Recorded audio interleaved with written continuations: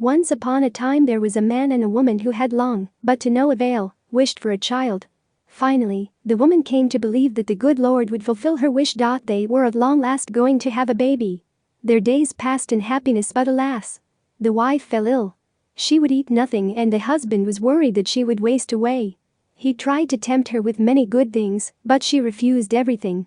"But you must eat something, my dear," he begged her. "There is a herb called Rapunzel in the garden next door. I will feel better if I can eat that," she said. The husband's heart sank when he heard her. This garden was owned by the sorceress who would let no one enter. One day, finding an appropriate time, he went into the garden.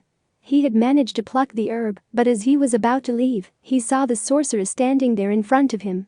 "How can you dare?" she asked with an angry look, "to climb into my garden and like a thief to steal my Rapunzel?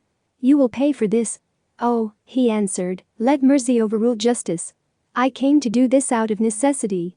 My wife saw your Rapunzel from our window, and such a longing came over her that she would die if she did not get some to eat." The sorceress's anger abated somewhat, and she said, "If things are as you say, I will allow you to take as much Rapunzel as you want. But under one condition. You must give me the child that your wife will bring to the world. It will do well, and I will take care of it like a mother." In his fear the man agreed to everything. When the woman gave birth, the sorceress appeared, named the little girl Rapunzel, and took her away. The only person whom Rapunzel ever saw was the sorceress. Rapunzel grew up to become beautiful with pretty eyes, a beautiful voice, and her golden hair grew very, very long. All day long, when Rapunzel was alone in a tower that stood in a forest, she would sing and weep.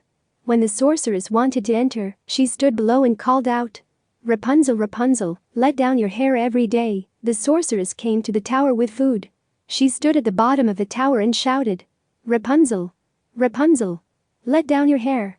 Rapunzel would drop her long, braided hair through the window. The sorceress used the hair as a rope to climb into the tower. When the woman gave birth, the sorceress appeared, named the little girl Rapunzel, and took her away. The only person whom Rapunzel ever saw was the sorceress. Rapunzel grew up to become beautiful with pretty eyes, a beautiful voice, and her golden hair grew very, very long. All day long, when Rapunzel was alone in a tower that stood in a forest, she would sing and weep. When the sorceress wanted to enter, she stood below and called out, "Rapunzel, Rapunzel, let down your hair." Every day, the sorceress came to the tower with food. She stood at the bottom of the tower and shouted, "Rapunzel, Rapunzel, let down your hair." Rapunzel would drop her long, braided hair through the window. A few years later, a handsome prince was passing by and heard her a song so beautiful that he stopped to listen. It was Rapunzel. He fell in love with her voice. The prince wanted to climb up to her. He looks for a door in the tower, but none was to be found. He rode home, but the song has so touched his heart that he returned to the forest every day and listened to the song. One day, the prince saw the sorceress climbing up the tower using Rapunzel's hair.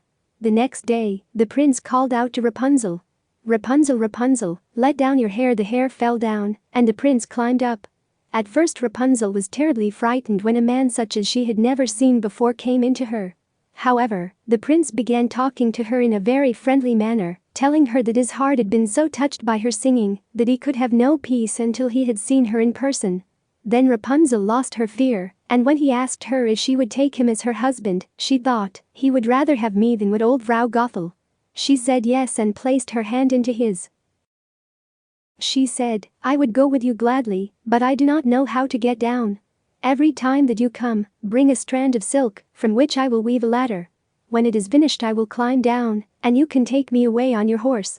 They arranged that he would come to her every evening, for the old woman came by day. Alas! The witch soon discovered the prince with Rapunzel. In her anger she grabbed Rapunzel's beautiful hair, grasped a pair of scissors with her right hand, and snip-snap, cut it off. And she was so unmerciful that she took Rapunzel into a wilderness where she suffered greatly. On the evening of the same day that she sent Rapunzel away, she used the hair to the hook at the top of the tower, and when the prince called out, "Rapunzel, Rapunzel, let down your hair," she let down the hair. The prince climbed up, but above, instead of his beloved Rapunzel, he found the sorceress, who peered at him with poisonous and evil looks. "Aha!" she cried scornfully. "You have come for your mistress, darling, but that beautiful bird is no longer sitting in her nest, nor is she singing anymore. The cat got her, and will scratch your eyes out as well. You have lost Rapunzel. You will never see her again." She pushed him from the tower onto a thorny bush, making him blind. The prince wandered about in the forest, eating nothing but grass and roots, and doing nothing. Many years passed. The blind prince wandered alone and finally reached the same desert, calling Rapunzel's name. One day, he heard familiar voice singing. Following the sound, he found her. They hugged each other in joy. Tears of happiness rolled down Rapunzel's cheek. As the tears fell on the prince's eyes, the prince's vision cleared. "I can see," he declared happily. The prince took Rapunzel to his kingdom and they lived happily ever after.